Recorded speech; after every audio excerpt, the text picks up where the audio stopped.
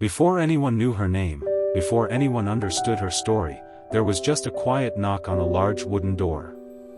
On the other side stood a girl whose hunger had been louder than her fear. She wasn't there to beg. She wasn't there to complain about her circumstances. With trembling hands but steady dignity, she asked a simple question: "Can I clean your house for a plate of food?" Think about the weight of that sentence. It wasn't just about hunger. It was about swallowing pride, about choosing courage over shame, about standing in front of wealth while carrying nothing but self-respect. So many people struggle in silence. They pass us on the streets, sit beside us in buses, live behind walls we never notice. We often see poverty, but we rarely see the bravery it takes to face another day without certainty. That girl's question was not weakness, it was strength in its purest form. She did not ask for sympathy, she asked for opportunity. And in that moment, her desperation was not a sign of defeat, it was the beginning of a story no one expected. What makes her question even more powerful is this: she didn't stretch out her hand and ask for charity. She offered value. She offered effort. She offered work. In a world where desperation can easily break a person's spirit, she chose dignity. "Can I clean your house?"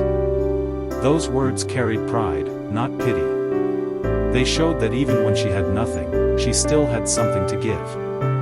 And that makes all the difference. There's a quiet strength in people who refuse to let hardship define their character. It would have been easier to beg. It would have been easier to blame the world for her circumstances. But instead, she chose responsibility over resentment. She chose contribution over complaint.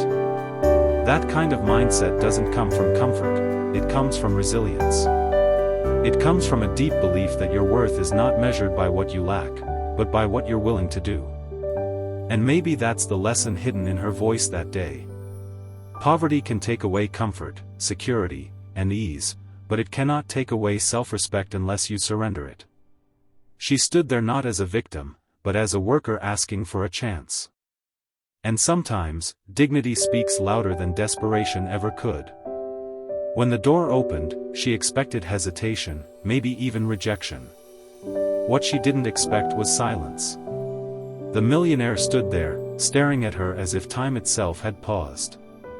His hand tightened on the edge of the door, his confident posture suddenly uncertain. He had answered countless business calls, signed contracts worth millions without blinking, but this moment unsettled him in a way he couldn't explain.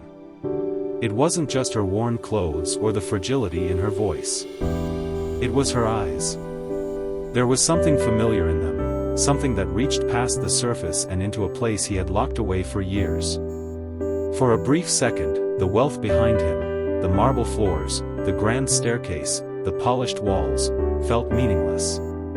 Because standing at his doorstep wasn't just a hungry girl.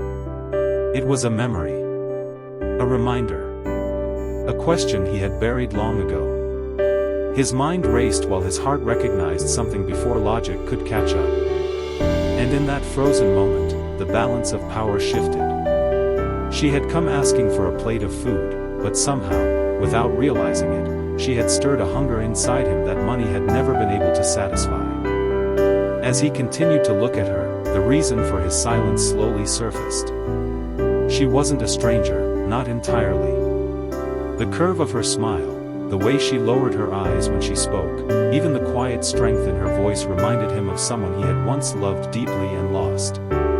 Years ago, in the pursuit of success, he had allowed distance to grow between himself and his family.